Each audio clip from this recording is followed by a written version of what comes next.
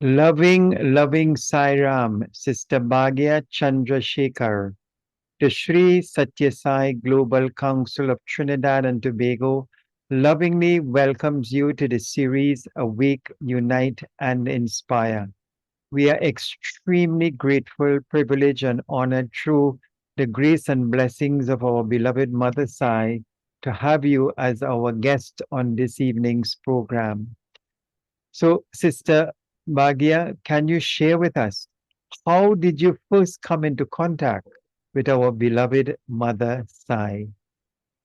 Certainly. Sairam, all the viewers. And first of all, I think outside, I would like to offer my humble namaskarams at lotus feet of our Lord, because he's the one who's going to speak through me today and give me any thoughts. And I'm just going to speak the way he's giving me those ideas.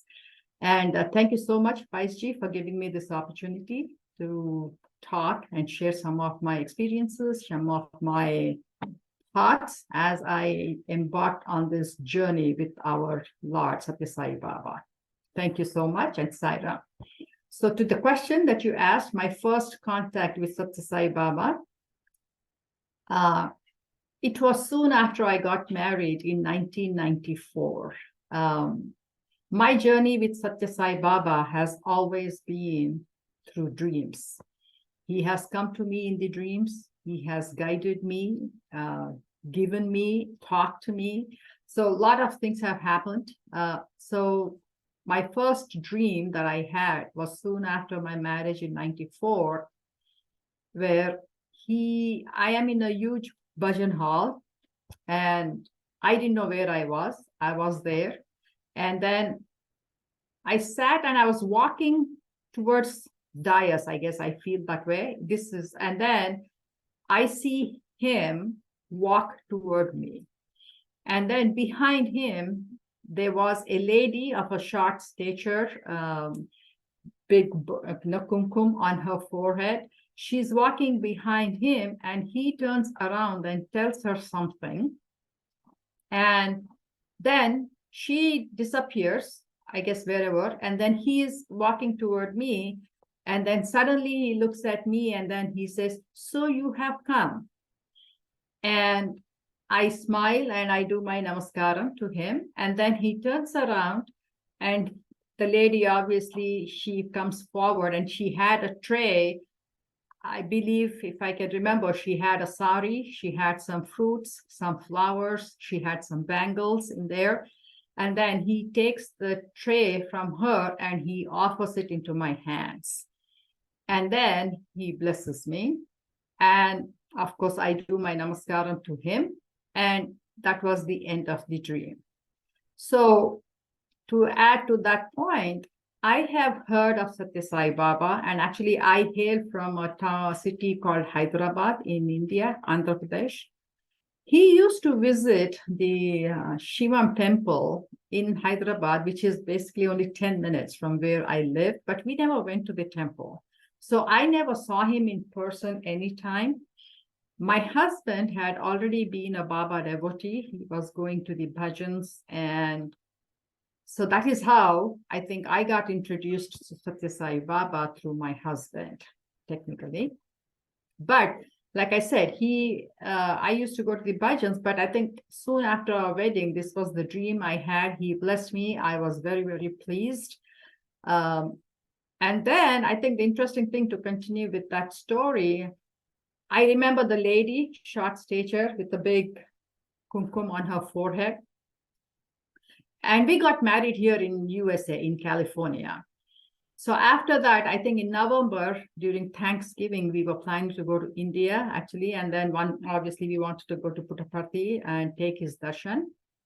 But the first week of November, the Akhanda bhajans were there. And everybody was asking for some help. And then obviously I was put in a place where I could help people through the Akhanda bhajans, providing snacks and tea and everything. So that was the service that I was given, that opportunity.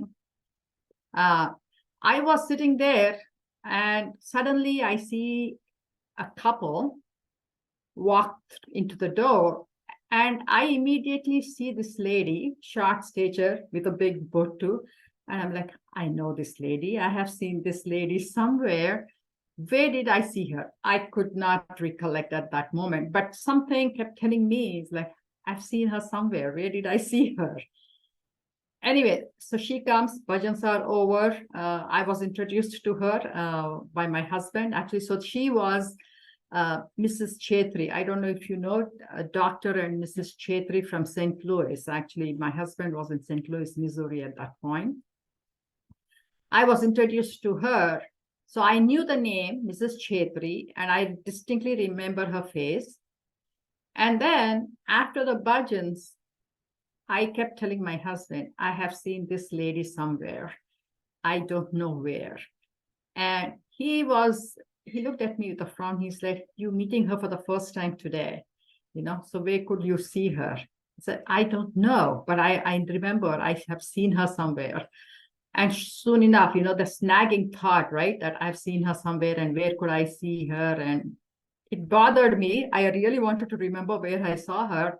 But sure enough, within a couple of days, it just came to me. She was the lady in the dream with him, bringing the sari and bangles and everything. And that's what Sai Baba offered it to me. So it's a blessing for me. So that's the dream darshan I already had with him. And then in person, like I said, November, we went to India. And in person, I saw him for the first time in Whitefield, Bangalore. And I had a wonderful darshan at that point. Yeah. Saira. Thank you so much, Sister Bhagya, for that wonderful introduction of Sai and how you came to meet him. But you're also a devotee of Shirdi Sai Baba, according to your biodata. Yes. So there are many, many devotees who are devotees of Shirdi Sai, but they're not really devotees of Satya Sai. So was there any confusion in believing in Satya Sai as the same Shirdi Sai that you had come to know before you met Satya Sai?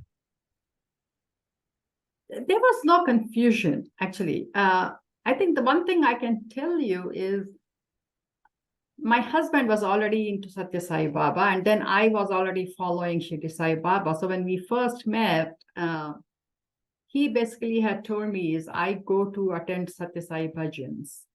Is that a problem for you? And for me, I very casually, as a matter of fact, I did tell him that his faith is his faith. So he should not stop going to bhajans and following Satya Sai Baba just because of me. I said, and then if time comes, I probably will believe in him and I'll follow, but he should not force me. That's what exactly I had told him.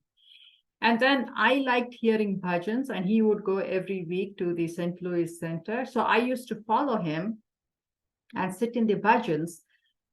I enjoyed the bhajans, not making much of it, I think. But the funny thing that happened, I mean, it's again his grace, how he pulls his devotees into his fold.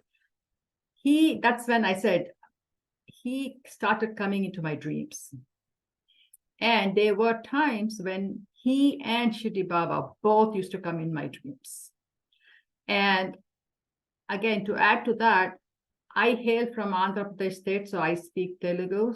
And my mother tongue is Marathi, which is from Shirdi, which is also in Maharashtra. So I used to have dreams. So Shirdi Baba would communicate to me in Marathi, and Satya Sai Baba would communicate to me in Telugu. So I used to communicate to both of them, but obviously it was his doing anyway. So I think he wanted to show me, I think, through the dreams that he and Shirdi Baba are one. And I think slowly the transition happened, I think, through the dreams only, again, I would say, that I moved into Satya Sai Baba. He pulled me, I guess I would say, Sairam. So, Sister Bhagya, very intriguing indeed. But how did you come to know about Shirdi Sai Baba? Yeah, so this was in 91. Mine is a late marriage. So in 91, I was still not married. And obviously, as you know, in India, in those days, these days, I think it's a common thing, but in those days, me not getting married early enough was a little concerning for my parents. And I was very tall. I'm above average height from, I guess, for any average Indian. I was educated, I was working. So, in a way, I think all these things played a role, I would say. But regardless, again, the time has to come, I think, bottom line. But in 91, I had come to the US in 88 to study, actually, to do my master's. So 91, I completed my master's and I was working. And then I just wanted to take a short trip. My younger brother was getting married. So I just took a 2-week trip to India just for the wedding. That was the first time I was going back to India after I came to the US. And my sister actually was the one who said, you know what, I hear so much about Shirdi Sai Baba from Shirdi. Since you are here, can you just go and get his darshan in Shirdi? Is what she told me. And I obviously, I was there only for 2 weeks and the wedding was there. And I was like, how can I make time? All these thoughts and questions came to my mind. But regardless, obviously, something in me told me maybe I should just go even for a day, to take his darshan in Shirdi. So I did go. I took my nephew with him. He was only 10, 12 years old at that time. Both of us went. And I had a very good darshan in Shirdi. And the funny thing actually also is, I would say, after I had darshan and I walked out of the temple with my nephew, I had my back facing the temple door. I was facing this way. And because we only could get one-way ticket. So I was trying to figure out how can I get a ticket to come back to Hyderabad, because 2 days later, I was flying to California at that moment. So I didn't know how to get back. I was facing my nephew, and so suddenly my nephew says, because my nephew is my sister's son, he says, Maushi, there is an old man behind you and he's calling you. And I was like, old man behind me? And I just turned around. So there is this old man, long white beard, white turban on his head, same exactly like you see in picture, Shirdi Baba's picture. He's sitting there and he's saying, come. And I go forward. He says, I want to give you, he's telling in Marathi, I will give you vibhuti. I put my hand forward. He gives me vibhuti and he gives my nephew the vibhuti. And I didn't make much out of it. It's an old man. That's all my thought was. I take the vibhuti and I turned around. And then at that time, it occurs to me, it's like, who's this old man? Why is he only giving me vibhuti? Is he giving vibhuti to the rest of the people? And sure enough, I was very inquisitive. I turned around. There is no old man there. He just disappeared. And fortunately, like I said, being tall, I was, raised my height and I was seeing, if I could see the old man somewhere in the crowd, he was nowhere to be seen. And after the fact, it occurred to me, it was him, Shirdi Baba, who had come. I had a personal darshan with him and he gave me the vibhuti. Again, I'm so blessed. And so that's how I guess I fell into that path. And then I came back and I started reading Shirdi Sai Satcharita. I had his dreams also, Shirdi Baba's dreams. And then I guess one thing led to the other, I would say. Yeah, now here I am with Satya Sai Baba. Sister Bhagya, that is absolutely amazing. So you actually saw the physical form of Shirdi Sai. He gave you the sacred holy ash. Yes. And when you turned around, he was no longer there. Nope. My God, that is absolutely divine. And the power of the Lord. Yes, definitely. Like I said, I'm truly blessed. And then through Shirdi Sai, you came to know about Satya Sai. And then your husband was a believer in Satya Sai. And now both of you all are believers in both Shirdi and Satya. Mm-hmm. Yep. The mysterious divine ways of this loving avatar. Oh, yes. Yes. Yeah. So, Sister Bhagya, so you was introduced to Swami in 1994. Yeah. So you have been in contact with his teachings. You've been to Prashanti Nilayam. You've had many, many years of actively participating in the SSE program, first as an SSE coordinator and then a teacher for over 20 years. And that wide span, you must have had many wonderful experiences along the way. You spoke about having beautiful dreams. So, can you share with us at least two of your most memorable experiences that you have had with Satya Sai Baba? And if you want to also include Shirdi Sai, we would welcome and love to hear about him also. Yeah, certainly. No, it's a pleasure. It's a pleasure to share these things, but memorable experiences, several of them. So I'll try to share a couple that you mentioned. One thing I would like to share, one of them I would share is in 1998, I believe. My mother was very ill, and I had just delivered our baby, and he was only like 7-8 months old. So she was very sick, and she was in the hospital. So my husband and I, and with our son, we went to India. Because my brothers were already in India, their wives were there, they were taking care of her, and my father obviously was very shaken. So she was struggling quite a bit. And I think my constant prayer to Baba was, if you have to cure her, do some miracle and heal her so she becomes normal. But if you believe that she is not going to be healed, then please don't have her go through all these troubles. Just let her pass away peacefully.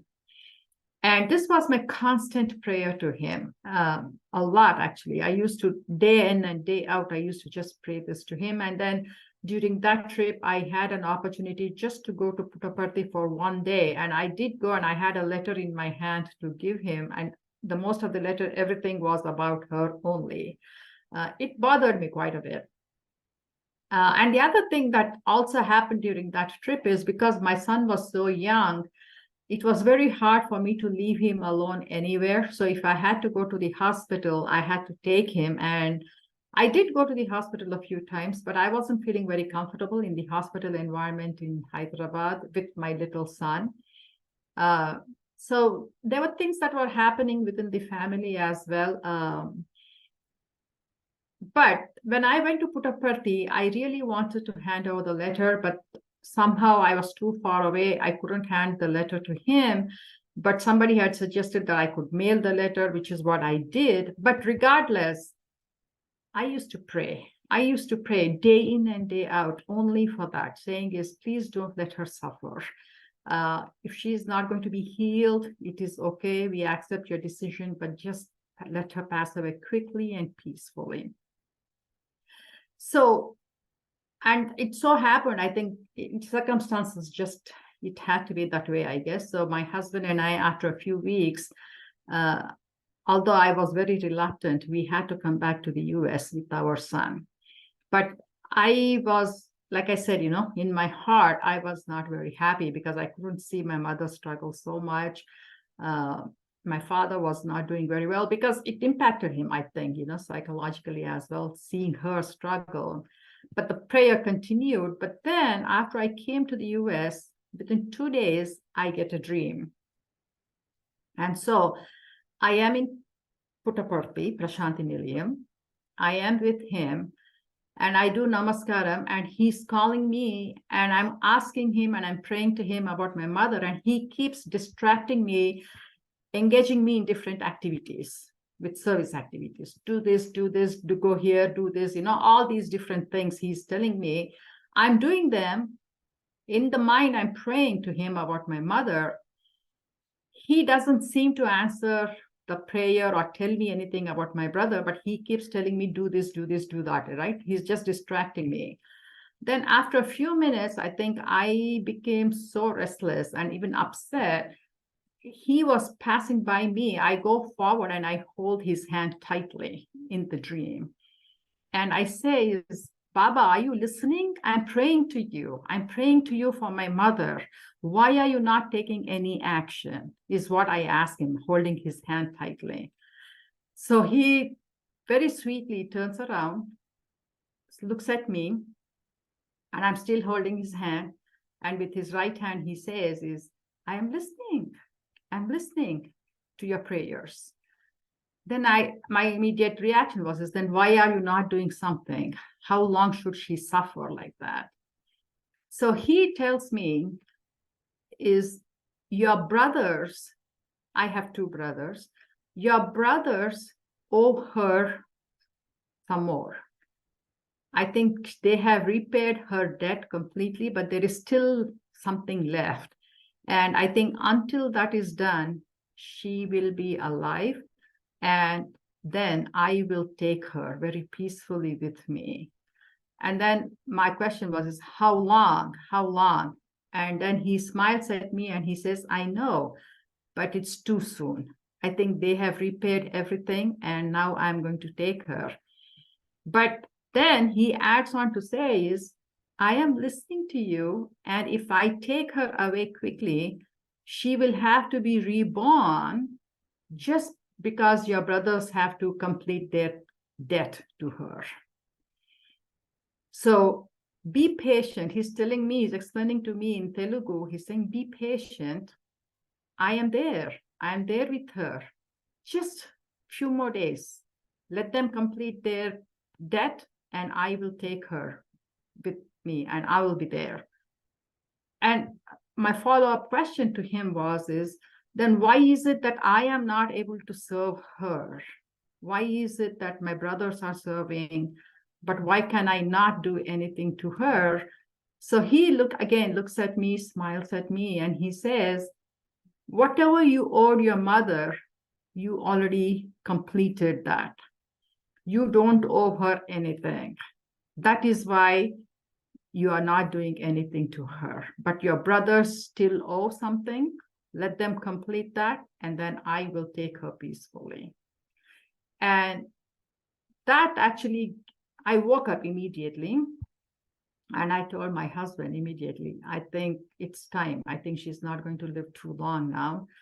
But it gave me immense satisfaction and relief in my heart because, like I mentioned to you, there was this nagging sort of guilt in me, I think, is why am I not doing anything to her to help her serve, basically, right? To serve her at this time when my brothers and their wives, were taking turns. My sister was there, she was helping as well. But the moment that he said that whatever you owed is all done, your brothers owe, and once that's done, I'll take her. I think that was a huge relief.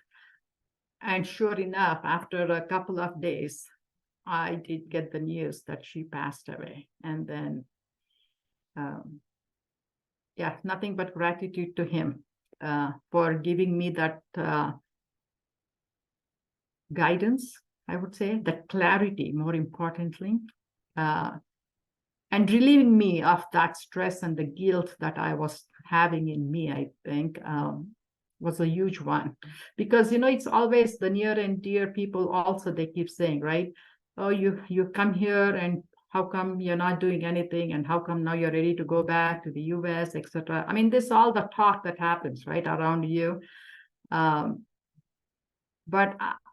I had to keep focus on him and ask him for the guidance, and that is how in that dream he came and gave me that clear the clarity, so to speak, as to why I wasn't involved in serving her at that time. And that's it, So I think that was a huge relief for me, definitely. And again, like I said, I'm grateful to him for that. Definitely. Yeah. Sairam. Very, very beautiful indeed how Swami dealt with that situation. And in the dream, so many specific details and the questions that you asked him. Yeah. And then, I always remember he said, whenever you dream him, it's not a dream, that what you're experiencing is actually real and valid. Yeah. So, what a blessing it is for him to come in your dream and give you so many details about your mother. Yeah. And all the dreams, like I said, I think all the dreams that I have had, there's always the details that are there, right? Sometimes I would understand what he's trying to tell me in the dreams. Sometimes I would not understand, but then I would pray to him and say, you know what, Baba, you're trying to tell me something in the dream I am not able to understand. So please forgive me, but you need to explain to me and you need to clarify what you're trying to tell me. And sure enough, he would do that. He would come back and he would clarify that again. So either he came in the dreams and clarified it, or he put me in situations where I got my answers from those dreams, So yeah, definitely I would say is he held my hand and walked with me. That is really wonderful as a Siren. divine, compassionate mother. Yep. Yeah. Yeah. So please share another one of your memorable experiences. Yeah. So this is again, it's very dear to me because, like I said, each one of us has our own path to him, right? And he decides how we connect with him and how we work towards how we progress in our spiritual path, I guess. So this happened actually after the Mahasamadhi, soon after the Mahasamadhi, after a few months after Mahasamadhi. So I'm in a habit, I still do that even today. I constantly have this mind talk with him, whether it's good, bad, everything, I keep talking to him. If I don't agree, I say, Baba, what is this? I don't agree with this. Or Baba, what is this you're trying to tell me? You need to explain to me. And why am I in this situation? Or thank you, Baba, the gratitude also, everything. So this conversation is constantly happening between me and him mentally. So I used to do that even in the past. Also, like I said, I still do that even now. After the Mahasamadhi, a few months later, so we have Baba's padukas at home, and we do water abhishekam to those padukas every day in the morning. That could be my husband or I. So one of those days I was sitting, and that is the time when I think I really talk to him also, anything that's bothering me or any guidance I need from him or like I said, I share everything with him. So when I'm sitting there and I was talking, all of a sudden this thought comes to me, and I look at his picture and I say, Baba, are you even listening to me? Or am I just like a stupid blabbering everything like this to you? Do you even really listen when I'm talking all these things to you? Right? This is the thought that came to me. And I forgot about it. I did the abhishekam. I wiped his padukas and put them in the altar that we have. And like I said, I forgot about it. A couple of days later, I get a dream. Again, it's a huge hall, and he's in the wheelchair. I see a person who is pushing the chair, and it looks like he completed the darshan rounds, and he was heading towards the car. So suddenly, I hear this saying, oh, Baba has finished darshans. He's already going back. And I turn around, I'm like, no, he can't go. I have to see him. He has to give me darshan, right? This is my thought. And I keep running. There's a few more ladies who are running with me. And those ladies already go in the front, and I'm standing behind. And suddenly this awakening comes. I was in a Western outfit, and I suddenly pause and I say, I can't go in front of him in my Western outfit. I can't go in this dress. At least I need a shawl or stole or something over me. And then I pause. And again, this thought is coming to me in the dream is, where do I get a stole now to go in front of him? And I turn around.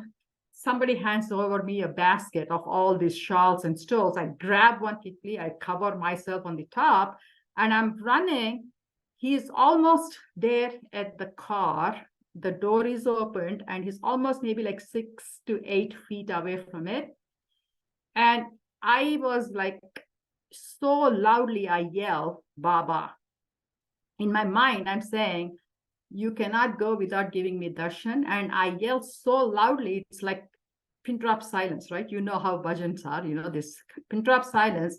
And here at the top of my voice, I yell, Baba.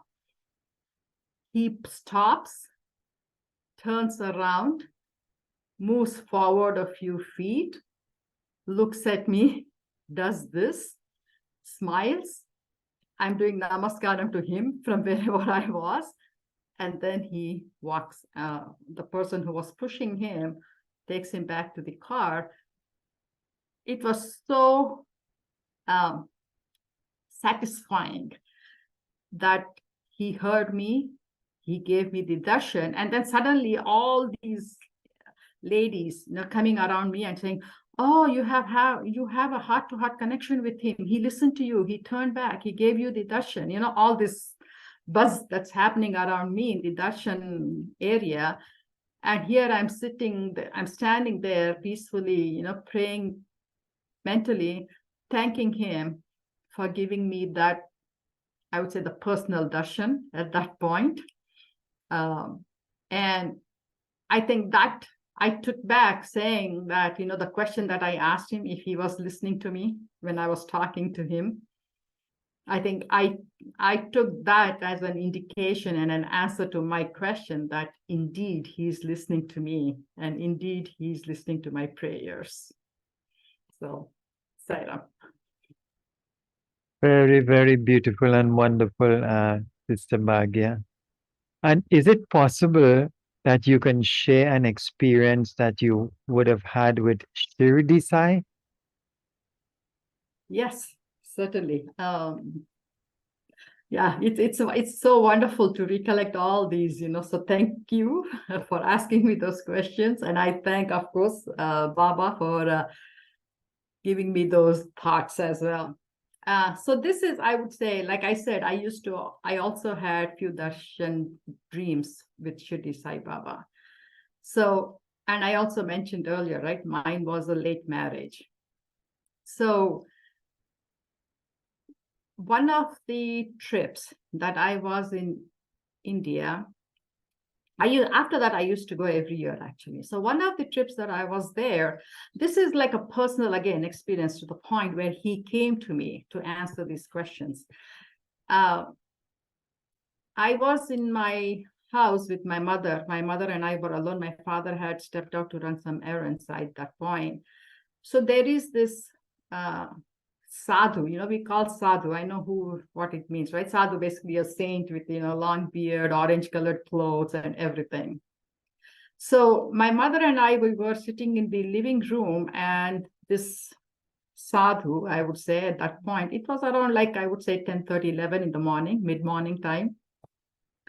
He himself opens the gate and he's walking towards our entrance door.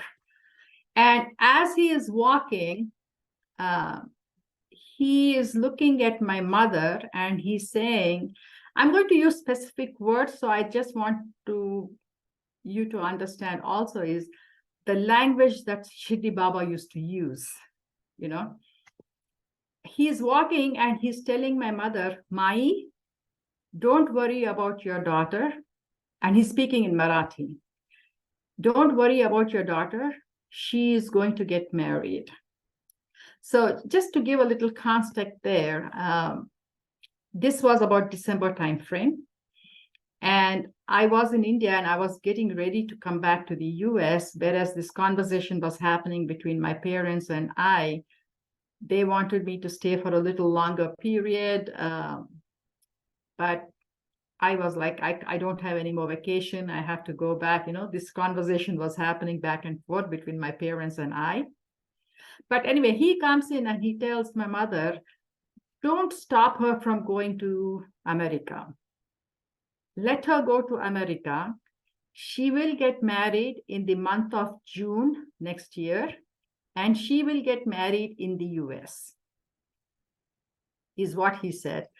Of course, my mother, we don't know, out of the blue, right? This gentleman is coming inside the house and he's talking all these things. So she just smiled and she just held him. And so he stands. So the way our house in India, Hyderabad is we have 2 or 3 steps, which is on the floor, and 2 or 3 steps high is our entrance to our house. So my mother and I were standing in the veranda. He's on the floor there. And then we had a lot of ornamental pots and herbs in our shrubs, sorry, not herbs, in the front, decorating our entrance. So he looks at me and he says do you believe in your Shirdi Baba? Is what he asks me. I said, yes, I do. So he plucks a couple of leaves from one of the shrubs there, and he says, show me your hand. And I put my hand, but the leaves turn into flower in my hand. And you can imagine I guess the anxiety, the fear, right? What is happening in my hand? All this suddenly leaves turning into flower. And I just looked at him. I put the flower on my left hand. And then he says, show me your right hand again. And when I showed him my right hand, he had what do I say? The kumkum, of course, on his forehead, but he also had the sandalwood paste smeared on his forehead. So he took a little of I don't think he intended, he just did like this, right, on his forehead. He just did, and he just poured it in my hand, and that paste, sandalwood paste, which was almost dry on his forehead, turns into haldi and kumkum in my hand. So now I'm holding this flower in my left hand, I'm holding this haldi and kumkum in my right hand, and I'm looking at him all surprised. I'm like, I don't know what all this means. I don't know what all this means. And he kept asking me, you have faith in Shirdi Baba, right? I said, yes, I do. I do believe in him. So he said, your Baba is blessing you, is what he says. And of course, there's nothing but I can just do namaskaram. Then he himself, he says, you can go and keep this inside in your, see, in India, I don't know if you're aware of this, but generally most houses, they have a puja room, right? So he's telling me, you can go and keep this in your puja room. So I said, okay, I'll do that. And he's standing there, he's talking to my mother, same thing. He's repeating the same thing. Please don't stop her. Let her go to America. She will get married in June. And then he also adds something else to that. What he says is see, I am a Maharashtrian, meaning hailing from state Maharashtra, and I speak Marathi. Because we are in Andhra Pradesh, I also spoke Telugu. So he tells my mother, you both, meaning you and your husband, are very focused in looking for a groom for her from one of your cultures. But the boy is not going to be from one of your cultures, but he's going to be a very good boy, and he's going to be from Mumbai, is what he tells my mother. He's going to be from Mumbai, but he will be from a different culture.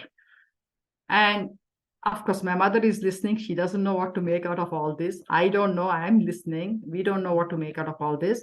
But regardless, I put everything in the table near the inside the house, and I come back. And then he asks my mother, Mai, are you not going to give me anything to eat or drink? So my mother immediately apologizes to him, and she invites him inside, and he's sitting in the veranda. My mother is sitting in one area and he's sitting in one sofa. And then my mother, she's a very pious lady. So she asks him, do you want to drink some tea? Can we make some tea for you? So he's like, yeah, sure, I will have some tea. So then, of course, she is getting ready to get up. So I tell her, no, you please sit down. I'll go and bring the tea. I go inside and I make the tea. And now I'm looking at all these things. I'm watching him. He's talking to my mother, a lot of things in Marathi. I make the tea and I come and I hand over the tea. When I'm handing over the tea, he suddenly notices I had a finger ring on my, obviously, left hand. He suddenly looks at it and he says, why are you wearing that ring? He says in Marathi. And my mother explains to him. So basically, somebody had suggested to my father that it's good for me, so I should wear that ring. It was made out of yellow stone, or moonstone, I guess it's called. So he immediately says, he again asked me, do you have full faith in your Shirdi Baba? I said, yes. So he says, if your Shirdi Baba asks for that ring, will you give that ring to him? And I didn't know how to answer. I said, yes, I will. And I just took out that ring and I put it in his hand. And he looked at me. And then, so the conversation happened. He drank the tea. He again told my mother, don't worry, your daughter will get married. Tell your husband also. He'll be from Mumbai. The marriage will happen in June in the US. Everything he's in America is what he said. And then he left. I'm very happy. He kept telling my mother, I'm very happy. I'm very happy. And he did like this. And he walked away. So obviously we were in a shock. We didn't know, my mother and I, is like, what all happened just now, right? And then he repeated a couple of times where he gave me a leaf that turned into Haldi Kumkum. He gave me a piece of paper, and that also became Shirdi Baba's picture in my hand, actually. And then after he left, we just were mesmerized in a way, so to speak, both of us didn't know what to make out of it. But regardless, I think, long story short, I did come back to the US, and sure enough, my husband is from Mumbai, and I did get married in June, and he's also from a different culture and not from any of our cultures. So again, I think he wanted to communicate that to me and my mother, I think, that yes, he's watching over us, and this is going to happen. So Sister Bhagya, that is absolutely amazing. yeah. And look at the level of detail and specifics that Shirdi Sai gave to you. My God, it's absolutely wonderful. Yeah. And No. you are remembering it with all these details. And that dream must have happened such a long time ago. So Yeah. it's so imprinted in your consciousness. Yes, like I said, all the dreams, again, I'm very grateful to him, who am I? But definitely. So, but this incident that happened with Shirdi Baba, he came in person. This was not a dream. It was in person. All this happened. Oh my Lord. The tall man with a long beard, all the white turban, and all the dress that he wears. So yes, this was in person that he came when Yeah. I was there. Wow, that is absolutely amazing. What beautiful darshan. Yes. Thank you so much for sharing. And while you're speaking, you're really taking us on that journey with you. So we are experiencing, if even a fraction of that joy and bliss that you would have felt. Yeah, yeah. Yeah. No, definitely. Thank you. Thank you. So, Sister Bhagya, what does Sai Baba mean to you today?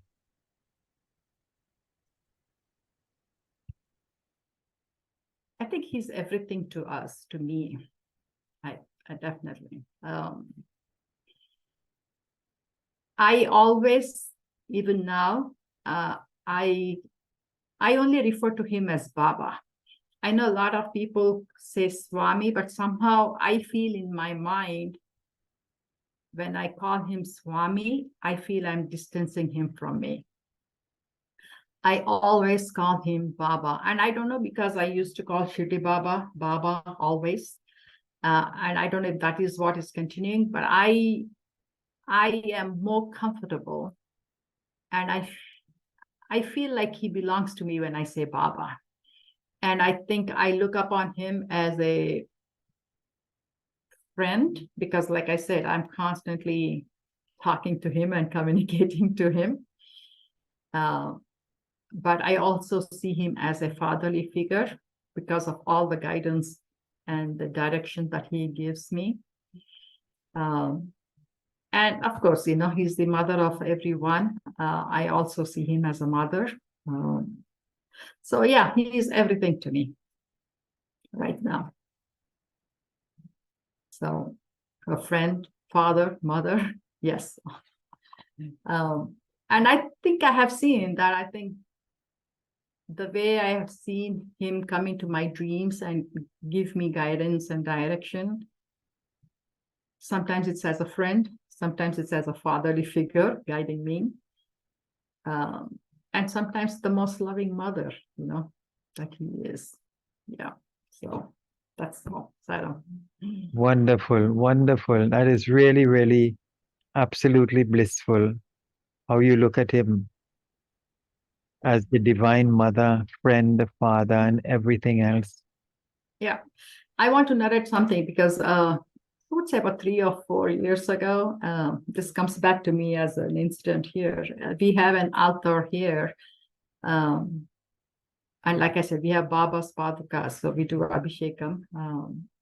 And obviously, we have other God's pictures as well.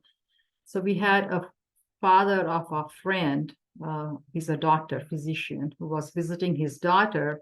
So they came to our house.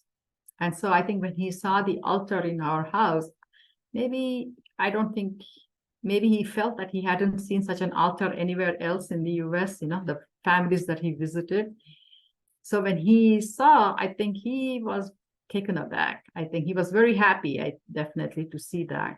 And then he looked at Sai Baba's pictures, right? I have Shirdi Baba's pictures, Satya Sai Baba's pictures at home in the altar. And he asked me a question. So you are a Satya Sai Baba devotee? I said, yes.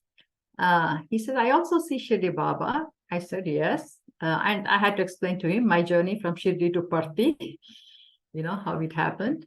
Then he asked me a question, who is your Kula Deva? Kula Deva meaning, I don't know if you have heard this, Kula meaning in India, in most families, or almost all families, I would say, we have a family deity. So family deity is the Kula Devata is God, right? So he asked me, so who is your Kula Dev? Is what he asked me. And instantly I looked at Satya Sai Baba's picture and he said, it's him, He says, no, I know you follow Satya Sai Baba, but who is your Kula Dev? I said, he's everything, is what I told. I think he's all God forms, it's him. So we just follow him. That's it. I know he's everything for us.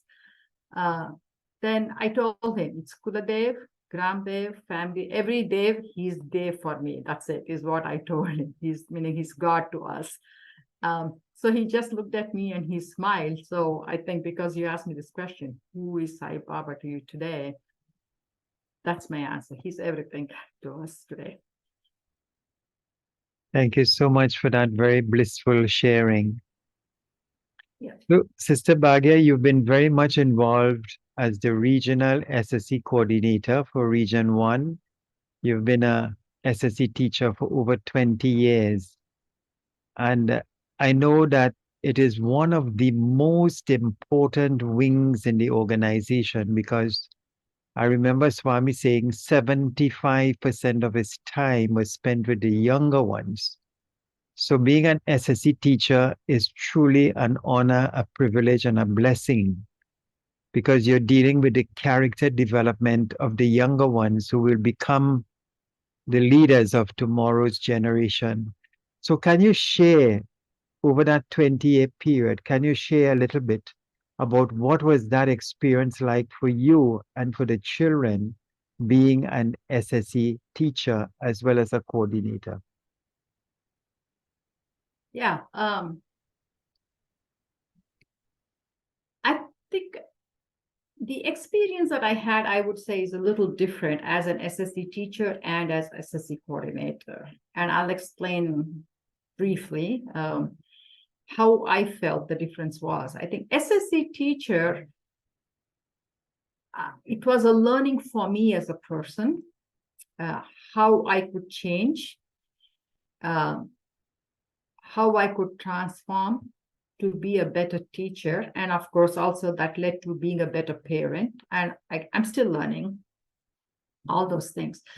But I think what it showed me a path is how can I teach these children what I learned and what I'm still learning to make them better human beings, right? How can we make them better human beings? How can we make them better citizens? And what are the values that we can teach them in the US, more importantly, right? Because the basic values that Baba has taught, they are not going to change. It is the values, he has given the values, that's it. But what happens, I think, is from country to country, culture is different, right? In India, the way students are exposed to the culture is very different. USA, what students are exposed, the culture is a little different. I'm sure it's the same thing is true with Trinidad as well.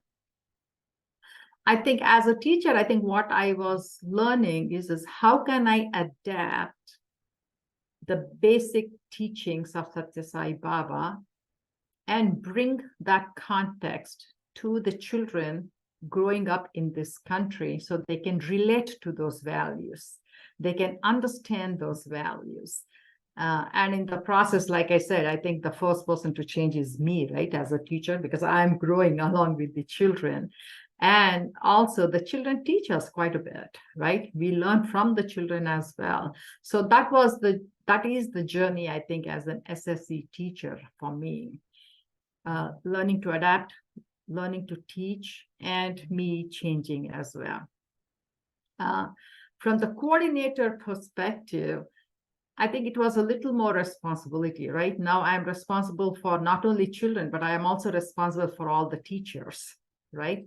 To make sure that we are working as a team to give them what they want, teachers, and provide the information to the children for what they are looking for. So I think the experience as a coordinator as a center coordinator, and then I'll talk about the regional coordinator as well. So from the center coordinator perspective, it was just working together as a team with all the teachers, putting together the curriculum, so to speak, for the year, the lesson plans, so to speak, and how are we going to bring examples. So that part, I think, is a journey in itself. And how Sai Baba guided me through that phase as well. I think it's very, very interesting because that role was new to me. How do I work with people? How do I explain to them? How do I work with the teachers to bring the information to the students? And that is why I made this comment earlier to you. I think I could feel and sense him holding my hand and walking with me in guiding me through all these phases. And when it came to as a regional coordinator, it's a one step above, right? Now the role has upped a little more. And all the entire region, Northeast region, Region 1 teachers, we all worked, how beautifully we all worked as a team, how to put together the ideas for the year. What theme do we want to bring for the year? How do we want to split that theme? How do we want to teach the children? What stories do we want to share? What examples do we want to share to the children? Bringing basically the whole idea at the bottom line is how do we make these values simple enough so our children can understand them, number one, and how can we make sure that they understand the value and they apply it in their daily lives, right? The application piece of it. So I think it was a beautiful journey as a regional coordinator as well, working with so many wonderful teachers and bringing the information to the students. Again, in the process, I learned quite a bit. And I'm sure the teachers must have learned as well, which of course I don't know that. But from my personal example, I learned a lot because I used to interact quite a bit with the students, whether it's group 1 or group 2 or group 3 or group 4 children. And they used to give me information which was mind-boggling sometimes. And I would wonder, oh my God, how did we miss this piece? Or what can we do to bring this information to the children, right? So I'll give you a couple of, do I have time, 5G, to share a couple of examples?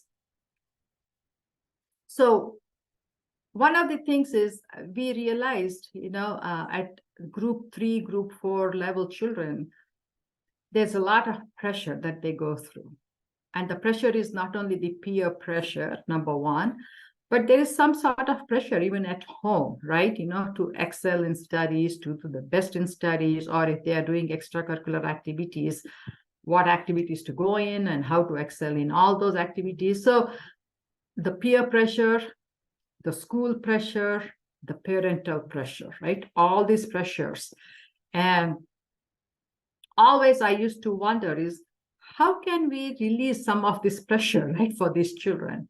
How can we help these children so they don't feel as stressed, number one, and they feel like they're sharing and talking? Because as most of us know, right, when they come to that teenage level, they are not very good communicators either. They withdraw communicating for whatever reason, right?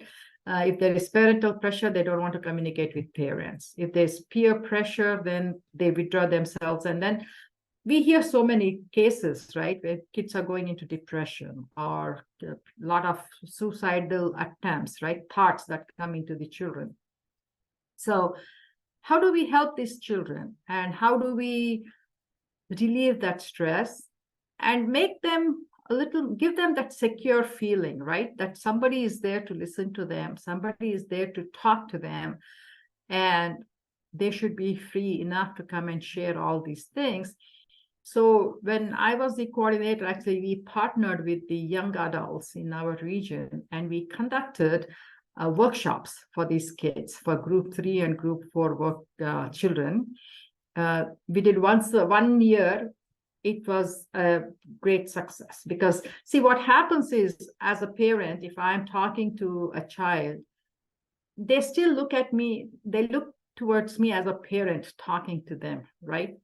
But if I bring a young adult into the picture, the young adult is more like a friend to them. So they relate more easily to these young adults, number one. And also, most of these young adults, they grew up in this country. So they know what to expect and how to communicate those things to the children, right, at that age. So these group 3, group 4 children, they connected so well with the young adults. And the young adults also did a fantastic job bringing the information to these children. So they knew, how to manage their time, for example, right? There's too many things happening. How do you manage your time? How do you prioritize your work? How do you communicate with your parents and share what is bothering you? Open communication is what we would encourage, right? So there were a lot of areas that we brought via young adults to these children. So we wanted them to feel at ease and also communicate and learn from these young adults. And also to that workshop, we also added, because these, especially the seniors who are getting ready to go to college, right? They need some guidance. What subjects to choose, which major to go into, and what college to choose. So we gave a little twist to those workshops, and we also encouraged the YAs to include a session on that piece as well, to talk to these adults, high school children, how to pick colleges, what programs to go into, what measures they should be looking into, those things. So I think that 1 year when we did, it was extremely successful. So we continued that the following year as well, actually, to do that. And it was taken very nicely, actually, very, very welcoming. The students absolutely, children, rather, group 3, group 4 children absolutely loved it. They loved the interaction with the young adults, and it went very well. The other area I would like to emphasize also is, see, even group 1 and group 2 children, as young as they are, they communicate, they express what they want to learn, right? For them, we also have to understand it's more like a fun thing, right? To come and play with the children of their age group when they come to SSC class, right? And how do we bring that fun, according to them, into the class environment? Teach them, but at the same time have fun with them, so they go away learning things after the class. So we did 1 year, actually, as a regional coordinator.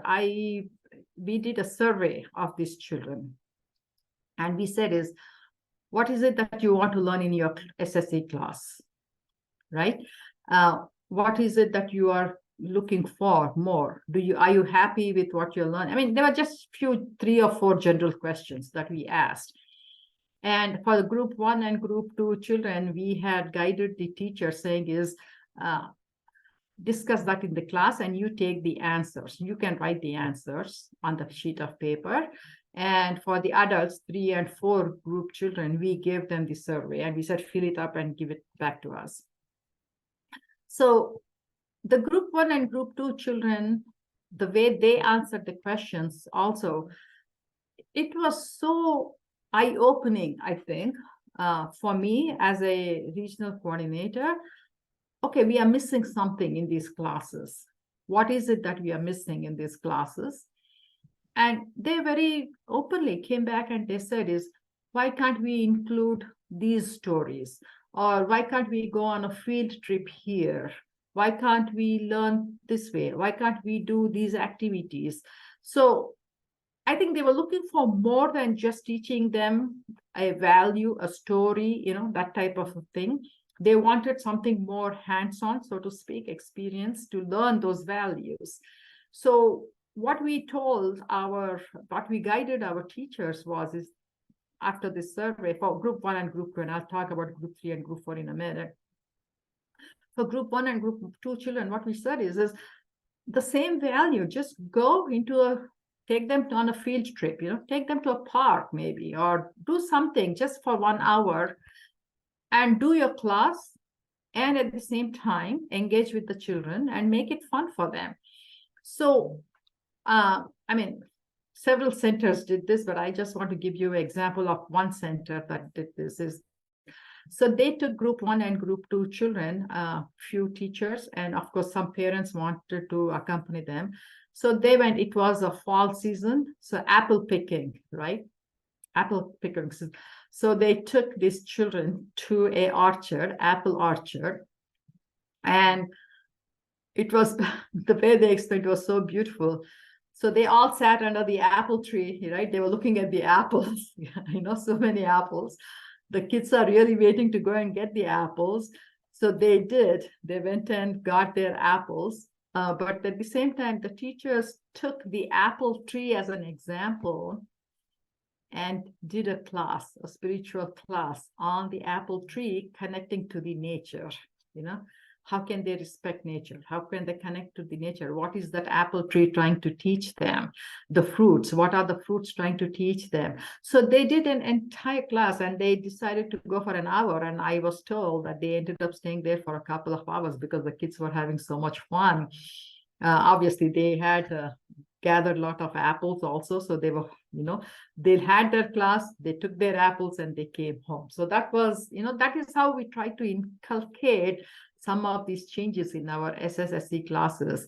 When it came to group 3 and group 4 children, they are more people who want to do more on their own, right? They don't like somebody telling them what to do.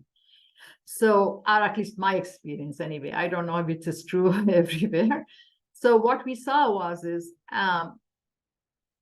they would come back and they say, can we do, so we did some debates, so to speak, within the class, or we did some elocution type topics, right? Each of you speak for 3 minutes for or against. We gave them some topics, current topics that were happening in the world, and said okay, what do you think about this? What do you think about this? So in a way, I think it was good to hear, because they were thinking of the values that they were learning at home, of the values that they were learning in the class, and using that knowledge to solve problems, so to speak. How can they use the real life application of these values in solving some of these issues that they are seeing in the world today? And it was beautiful. It was beautiful to see that growth in them, because it gave us confidence that, oh yeah, these kids are really applying the information, the values that they're learning to the real life situations, right? It was, and that was phenomenal. And then we used to make groups, or to make 2 groups, and say, one group talk for and one group talk against it, and see how you guys interact with each other and see what your point is. And there used to be these debates, right, between the 2 groups within the class, but very constructive, very constructive debates. And then obviously they would come up with a very good solution, but it was always beautifully done, I think. So we realized, these 3 examples that I'm narrating, it was a great learning for us as the teachers, is what type of information should we bring to these children so they really understand the value that we're teaching. When we say truth, what does truth mean to them? We need to explain to them, right? When we say doing right action, we really need to explain to them what is right action.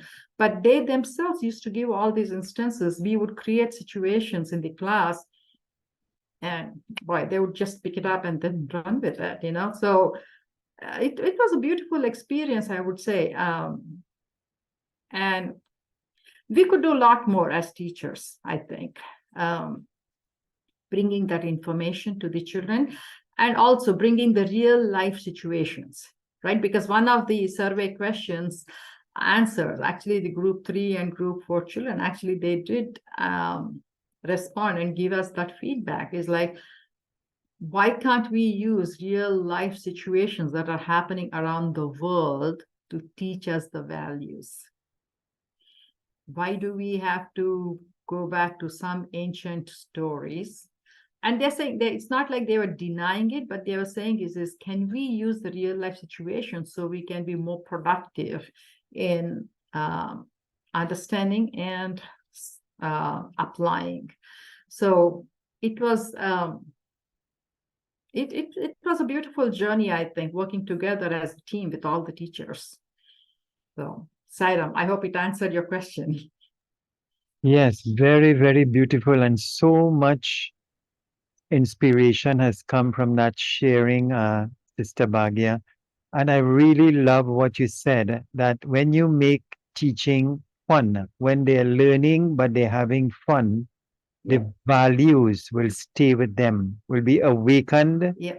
and will remain with them for a longer period of time, because they have done it in a spirit of joy and having fun while they're learning. And then what I love about what you've done is being innovative. So you have the basic structure, you have the values, you have the lesson plans, but that flexibility and getting the children to actually express to you what they would like to see and incorporating it into what you're already doing is so fulfilling and will have a much more powerful impact on them in terms of awakening the values that are within them. No, certainly. And I think I definitely owe this to our regional team as well, because all the regional officers cooperated. I think I had a tremendous support from our regional president and vice president at that time. And all the center coordinators, all the center teachers, I think we really worked as a team. We really worked as a team. I mean, obviously, you know, when you're looking at a huge group of 80, 100, 150 people, there's always a few people who may not agree to what we are trying to do, right? I mean, that's our human nature, right? Sometimes we do have people who may not agree. But at the end of the day, everybody, when we see the impact it's having on children, everybody is on the same boat then, right? To acquire the same goal, so to speak. Yes, yes, but very, very beautiful indeed. And I can imagine how effective that would have been for the children. And you know, while you were speaking, it reminded me of our classes too in Trinidad, as you were talking about culture and adapting to the culture Yeah. that you have without compromising the human values. And in Trinidad, we did a bit of tweaking as well, you know, including value-based games and quizzes, and having inter SSC class visits where one class will visit another class, having family days, cricket Yes. matches, and different things like that, so that the children would be enjoying and having fun while they're learning. And Oh, I yeah. remember some children actually saying when we wanted to give them holidays, you know, they said, no, no, no, no, sir, we don't want any holidays. We love SSE so much. They want to come every single week, Yeah. you know, they were because they were learning and they were having so much of fun. So they would Yeah. actually tell the parents, no, mommy, you need to get up and take us to the Bal Vikas classes. We want to go. We want to go to the Yeah. SSE classes. So very, very wonderful sharing indeed. Yeah. Thank you. Yeah. Sister Bhagya, you know, Swami once said, and when I attended the first EHV conference in 1986 in Prashanti Nilayam, Bhagwan presided over that conference. And I remember he said, the best way to teach EHV is to live it.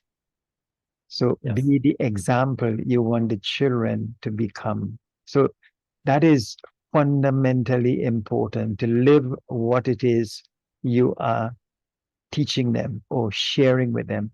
And then, as you said, you learn so much from the children themselves. They become also your gurus in the way they ask Yes. the questions, in the way they interpret them, in the way they practice the human values. So it is a two-way stream where both the guru or the teacher and the children grow together in that Yeah. consciousness. Yeah. Really, No, certainly. yeah. Certainly. So Swami once said that educare is the Veda of the 21st century. He's also said that to bring about world peace, to have a good society, a value based society, it can only come by practicing those five fundamental human values of love, peace, right action, truth, and non-violence. He's also said, Sister Bhagya, in terms of character development of the children, it's like a three-legged stool. You have the parent, the teacher, and the child. But he also emphasizes the role of the parents because it is where, even before the child attends any classes outside, the child spends that time at home. On the laps of the mothers, Swami once said, lie the future of our nation. If we have good mothers, we are going to have good children. If we have good children, we're going to have a good society. Mhm. So, can you, from your understanding of what this educare is and practicing the human values, can you expand a little bit on Swami's statement of how this can bring about transformation in the society by practicing these human values, and how important it is for the three parties to work in union, the parent, the teacher, and the child? Yeah. No, thank you for asking that. Actually, so I always say, or more lately, I've been using this term more frequently, not only amongst my Sai families, I think I'm also using this outside of the Sai families as well with my other friends, both American and Indian. I think we have come to a point, at least in my opinion anyway, is I think I asked this question is, have we forgotten being, in commas, in a quest to becoming, if you understand. So I say is, we have forgotten being in a quest to becoming, right? So there is always this push to become something, always push to become something. And in that process, I think we are forgetting who we are, internally. And I see that everywhere, right? I mean, including even in our family, we keep asking this question. And I think that's one thing I would definitely say. I think few areas that I would like to emphasize there, I think, is coming from the educator point of view, and teachers, parents, and students, they all have to work together. But, a famous philosopher had said, a child lives what he learns, right? So it becomes very, very important and a prime responsibility for teachers and parents, I think, to walk the talk. And what I mean by that, I think, is how can we be good role models to our children? I think that's one question I would always ask of everyone. I ask myself that question also always. And what can we do to be better role models for our children? Because as a mother, if I am not doing certain things correctly, my children will pick that up, right?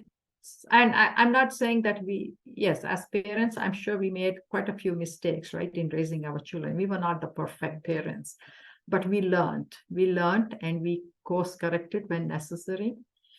And I think that is where I would emphasize this. And even as a regional coordinator, SSE coordinator, that is something that I use to bring information back to teachers and parents, is ask yourself this question always, is, am I being a good role model to my child? Will my child follow me and learn from me what I am doing today? And if not, course correct. That's one thing I would always say. And the second thing I would tell the parents and the teachers as well, and I did that to my children always, is we are all human and we do make mistakes. And it is okay to apologize to our children, right? It is okay to tell them, oh, I'm sorry, I did this mistake, that shouldn't have happened. So what happens, I think, is you are in a way teaching the child it is okay for the child to make mistake, but he or she could course correct, number one. And then they can also apologize. Nothing wrong in apologizing. And they will see that, oh my God, my parents also can make mistakes. It's okay. And we can learn from our mistakes. Our teachers, whoever, right? Parent, teacher, doesn't matter who it is. And I think what we are trying to teach them is it's okay to make mistakes, but we learn from our mistakes and we improve upon them to move forward. And I think that is something all of us need to learn. I'm still learning, like I said, but I practice that quite a bit. And it's okay to do that. And I think that's one thing I would definitely also encourage all teachers and parents to do that. And I want to just give one example here. This is several years ago, I would say, when I was still in India, we were growing up. We had a tenant in our house. And that man, I remember this very distinctly because I admire the courage this gentleman took, I would say. He was he would smoke cigarettes at that time. And the wife, when they got married, they had a little child, boy. And the wife, I think, tried to explain to the husband several times, but he would not listen. I think he was addicted to smoking. He couldn't give up the smoking. But what happened is when the child came to, I would say, middle school, something dawned on him, and they were still in our house, I think, as tenants. So I could see that. I was little, but I could see, what was happening there. Something dawned on him, and suddenly he quit smoking. Just like that, he quit smoking. And obviously, after a couple 3 months or 4 months, he still had not touched any cigarettes. Wife obviously was surprised because she had been telling him, but he wouldn't listen. People told him, adults at home, he wouldn't listen. So one day he shared this story with all of us. So what he shared was, if I smoke, my son will also smoke. I know, and if he smokes, and if I'm going to go and correct him not to smoke, he will turn around and ask me the question why I am smoking. So if I want my son not to smoke and be healthy, I have to stop smoking and show him that example, that it's not good. So for the son's sake, to teach him what he was preaching, right? Because if he preaches don't smoke, but he is smoking, there's no value to that statement then at that point. So to teach his son, he quit smoking. So he said, is now I can boldly go and tell my son, if at all he starts smoking when he grows up, why not to smoke? Because I have practiced it myself. So I think that was it actually rigs in my mind quite a bit, because the man knew if he had to, because it's true of any of us, right? When we correct anybody, I think it's important for us to look back for ourselves, if I am doing the right thing or not. And that's what I said, walk the talk, right? I think we all, if we have to be, and same thing applies to good leaders too, right? If I want to be a good leader, I have to preach only what I practice. I cannot be preaching something that I don't practice, but expect other people to do. It won't happen then, right? So I think that is where I would say is, I think be good parents is be good role models to the child growing up at home. And the same thing applies to the teachers as well. If you want the children to learn from you, teachers, you also be good role models in the classroom that they are there. And let them, because see, children are very smart, right? They may say some things, they may not say some things, but they are observing us quite a bit as adults. And they pick up things very easily. They pick up things very easily. And I think it becomes very important, I think, for all of us as adults to be vigilant in a way when we are in front of the children, because they do learn from us quite a bit. And like I said, I think we as parents also, I mean, I'm included in that very much. But we're still learning, like I said. So that's one area definitely I think I would like to say. And then when it comes to information and the society, I think the way I would say is Baba has taught us so many values, so many discourses, right? He has provided us with so many discourses, and most everything he's teaching us how to be a good human being. And he also has said so many times, right? Even if you take one teaching and apply it to your life, that's good. I think in my life, I think some things that have really resounded well with me is how can I learn to be respectful? How can I learn to be humble? How can I speak more politely to people? We may not agree. We may agree. It doesn't matter. Still, how can we apply the simple, basic teachings that we have learned, and how do we apply that in our everyday life? I think in my case, I can say, I think again, I'm very grateful to Baba, the awareness, right? Becoming aware to something that you think is not going the way he would have expected or he would have wanted it to, and then just pausing there and course correcting. And it's a sadhana, it won't happen overnight, but just practicing that and being aware to that, I think is important, because this is something that I've been practicing, and I'm sure, like I said, it's a long journey, but being respectful, being polite, simple things, right? I'm not talking about too complicated stuff here, but speaking politely to people, respecting people.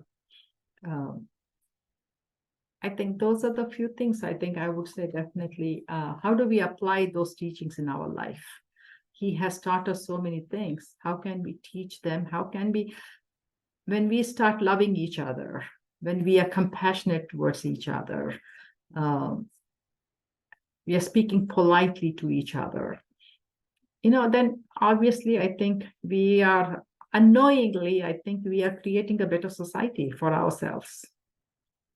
And it's like it can be contagious, right? Like he himself has said so many times, you don't have to yell if somebody is talking politely, right? So same thing applies. So I don't have to yell.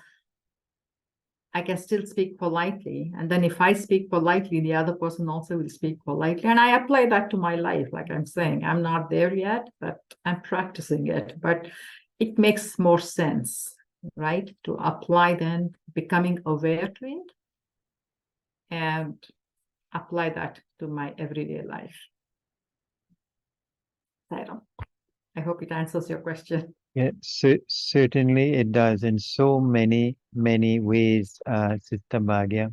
And as you were sharing, it reminded me also of a quotation that says, "No written word, no spoken plea can teach young minds what men should be.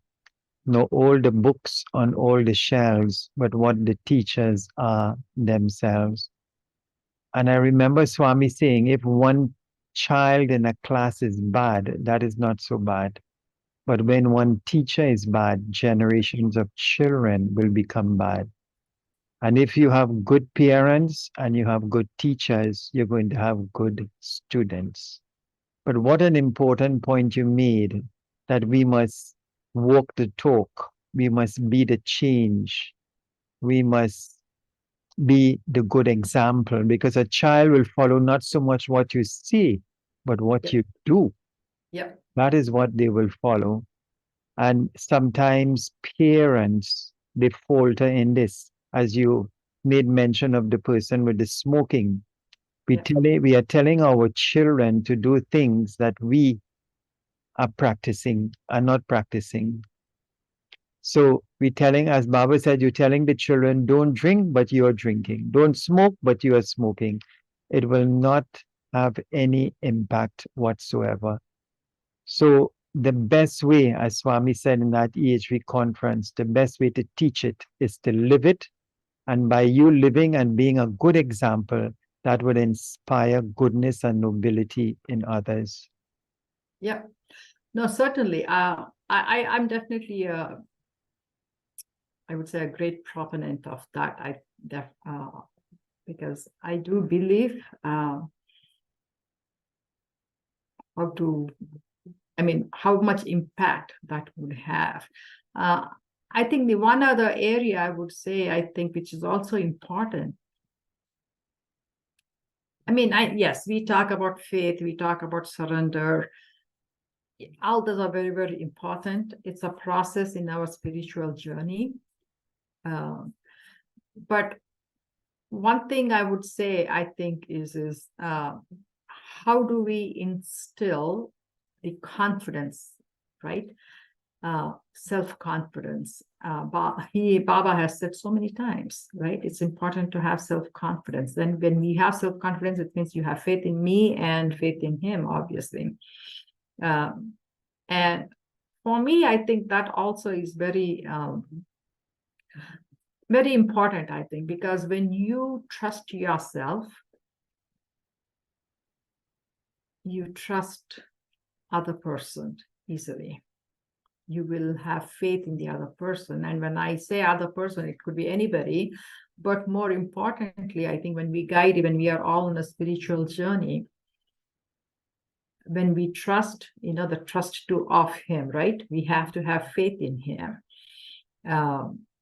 And how do we move in that journey, I think, and how do we instill that faith and confidence in our children, in ourselves? I think that's, again, a journey in itself, right? And how do we practice that? So learning, it's like a baby steps, right? Taking baby steps and encouraging ourselves, encouraging our children, and moving in the positive direction. So, And it also reminds me, as you were talking, that beautiful saying of Swami that encapsulates everything we've just discussed about transformation in the society, where he said, if there's righteousness in the heart, there will be beauty in the character. When there's beauty in the character, there will be harmony in the home. When there's harmony in the home, there will be order in the nation. When there's order in the nation, there will be peace in the world. So it really starts, as you said, with each and every one of us taking responsibility, that sacred responsibility to live good, noble, value-based lives. yes. Then we become good role models and heroes for our children to emulate and to follow. Mm-hmm.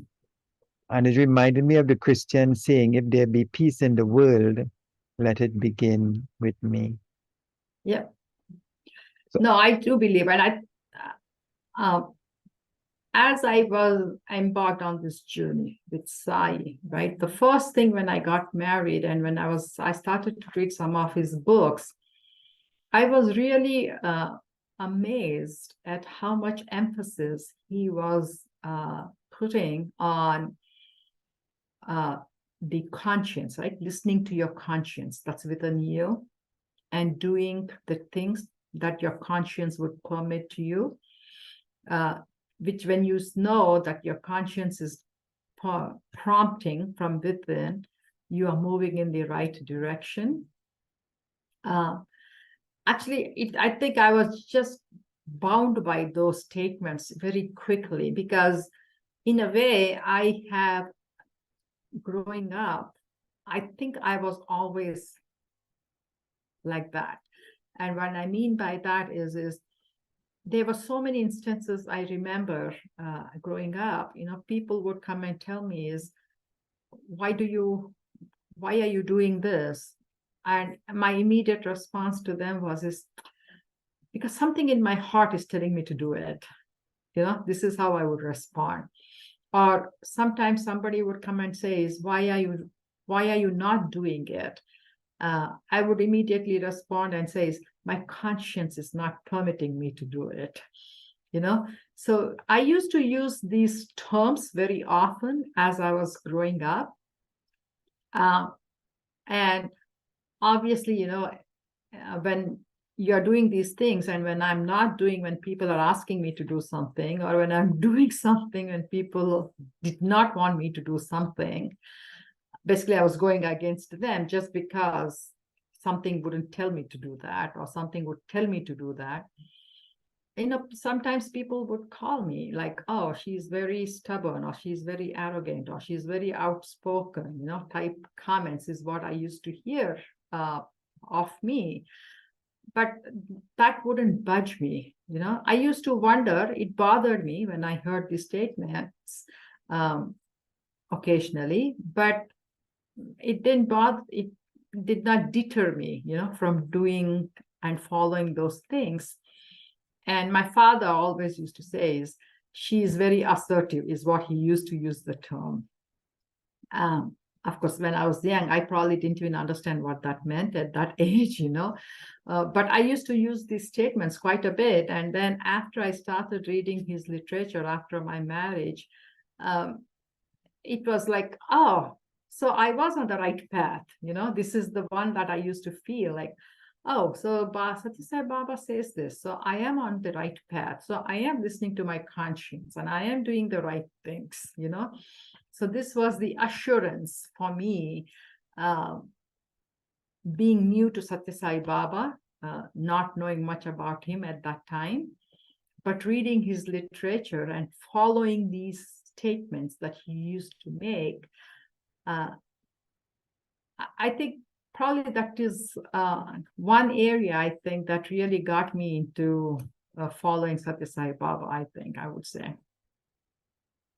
Because he reassured my thoughts, the way I used to do things or whatever. I think there was that reassurance from him through these statements that he made that, okay, I think what I am doing, listening to my conscience and doing the things, I think is good for me.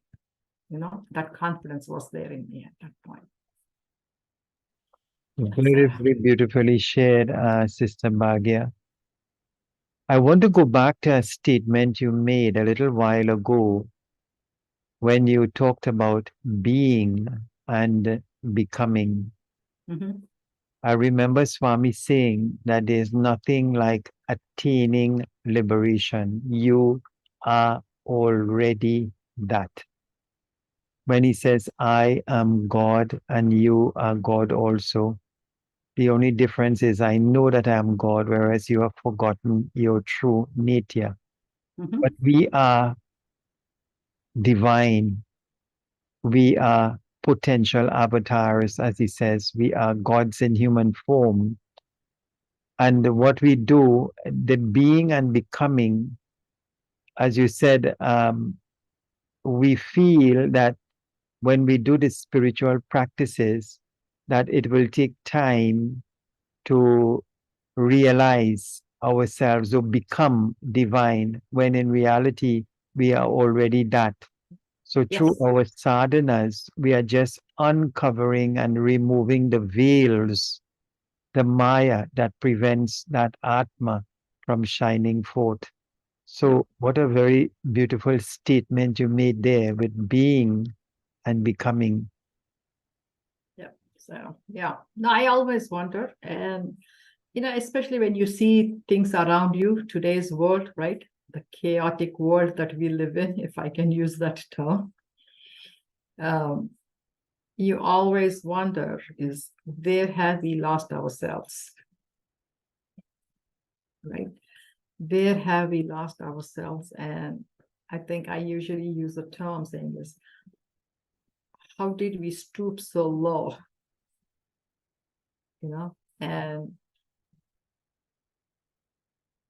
And again, this is a dialogue that happens, right, with me and my Baba here. It says, how can you let this happen? Where are we going? Where are we making mistakes? What has changed? But obviously, I'm nobody to do any changes. If I can be a better person today, and maybe somebody will watch me and they will emulate some of my qualities, right? That's why I said walk the talk. So if I'm practicing sincerely in my sadhana, I make mistakes, I fall, and I keep telling this to myself also, is in my mind, I keep talking to him and I say, you know what, Baba, I may fall down, but you need to lift me up and hold my hand and walk with me as I'm on this journey. I keep talking to him all the time. So, and he's doing that. So I'm very grateful.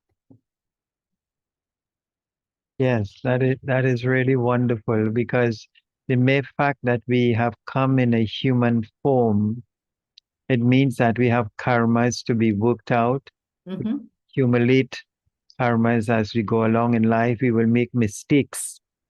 But this all compassionate Mother Sai, he is aware of our innermost secretive thoughts. He knows the past, present, and future of every single one of us. And as you spoke about mistakes, I always remember when I did an interview with Sister Geeta Mohan Ram. She said Swami told her, it's okay to make mistakes, but don't make the same mistake over and over and over and over again. Try making some new mistakes. That's true. Yeah. Yes, No, and takes back, I don't know, do we have time? Can I share something real quick?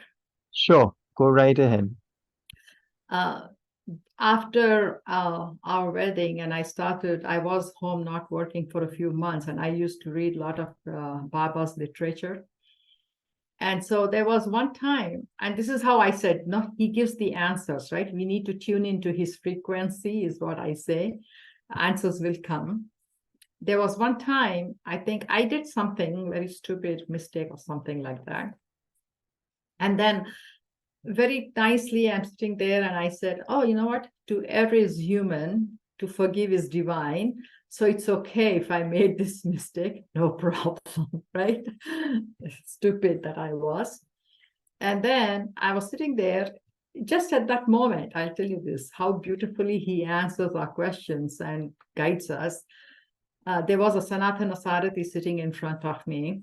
I picked up the Sanatana, this thought came to me. I picked up the Sanatana Sarati. I was flipping the pages and I turned to one page and, right on, there is a statement that he's making in one of the discourses. If everybody keeps saying we are human and we can make mistakes, when are they going to change? Or something like that he's saying. So I'm like, oh, Baba, that was like a slap on my face right then, it's like, oh, sorry, Baba, I think I shouldn't have made that statement. And obviously, you correct yourself at that point. So that's how he gives answers, because you may think it's okay. But again, when you have that, when you're asking him for guidance sincerely, I think that's the guidance he gives, because he course corrects you immediately. That thinking was not right? We have to change. It's an excuse. If you say humans can make mistakes, right? To forgive is divine. Everybody has to make an attempt to change and transform. And I think that's the message he was giving me. So Thank you very much, Sister Bhagya, for sharing. So, our final question, yeah. if someone were to come to you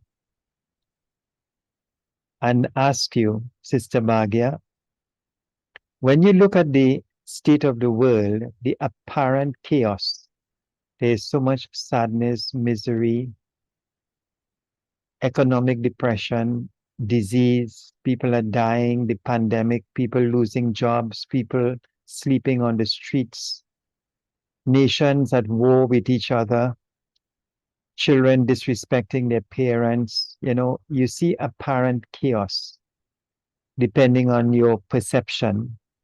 And if this person comes to you and says, Sister Bhagya, what can I do to make the world a little bit more loving, a little bit more kind, a little bit more unified, a little bit more loving? What would you share with that person?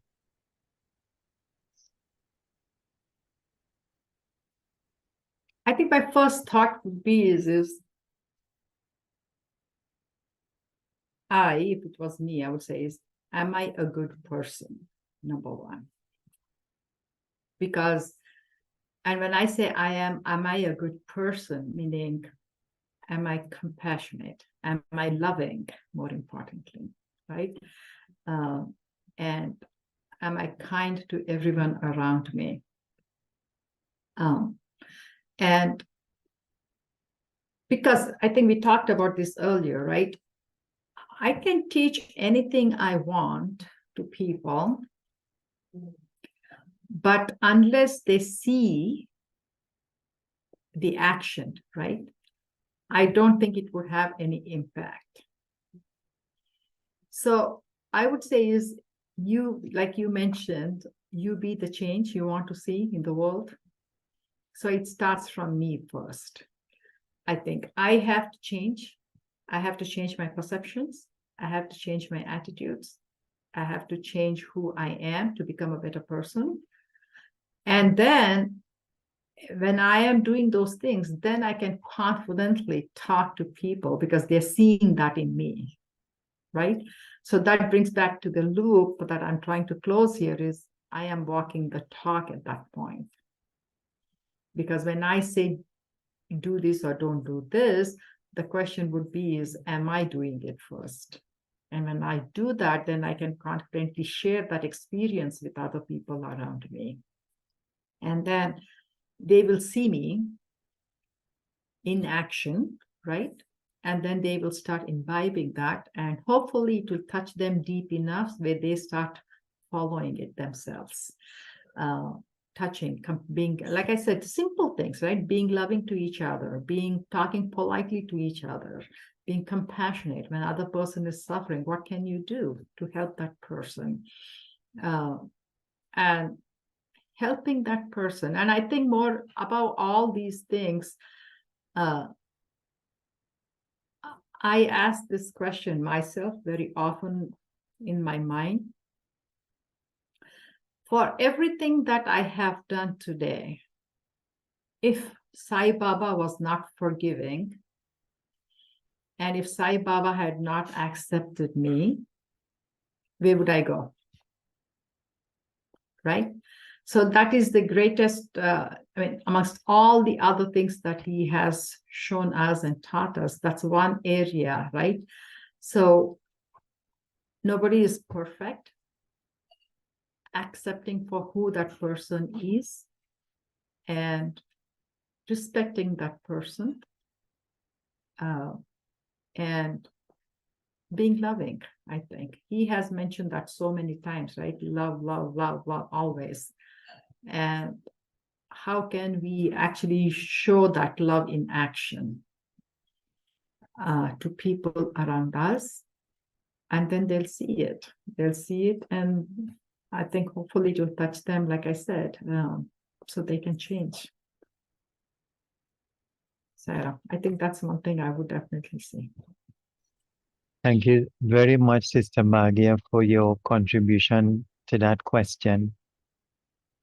So, as we come to the end of this wonderful, inspiring, and thought provoking interview, could you just share some closing comments that you feel important and necessary at this time to share? Yeah, no, first of all, I think I definitely thank you for this opportunity. I think it was wonderful sharing some of my experiences. And in this journey, I think he has taught me how I can be a better person. And like I said, I'm not there yet, and it's a long journey. But every day you take a step forward. And like I mentioned earlier, I keep talking in my mind. It's like, you hold my hand. I may slip and fall, but you have to lift me, hold me, and walk with me. And I think that's one thing I think we all could do and learn from each other. And when I say he has taught me to be a better person, I'm still learning. And I think that's what I would say to everyone. I think is I think I'm closing all these loops that I shared before, right? Being versus becoming. And we were born with some things, qualities rather. And how can we bring those back in us? How can we practice them, more importantly? What is our sadhana? And when I say I'm a spiritual path, what does that mean to me when I say I'm on a spiritual path, right? It doesn't matter which religion you belong to. I think when we say spiritual path, I think in my mind, at least the definition when I say is spiritualism, spiritual path means is, am I being a good person? Am I being a good human being? And it doesn't have to do with any religion, because all the religions at the end of the day, like he said, it's the same philosophy, right? Same teachings. So it's an introspection for each one of us. Spend some time, I think, with yourself, with myself. Maybe it's beginning of the day, maybe it's the end of the day, maybe it's the middle of the day. It doesn't matter what time of the day. But just spend some time, do that introspection, and ask the question myself, am I being a good person? Am I doing the things that Baba would approve of me today? And if it is not, then I ask for forgiveness from him. And I say, is guide me so tomorrow will be a better day than today.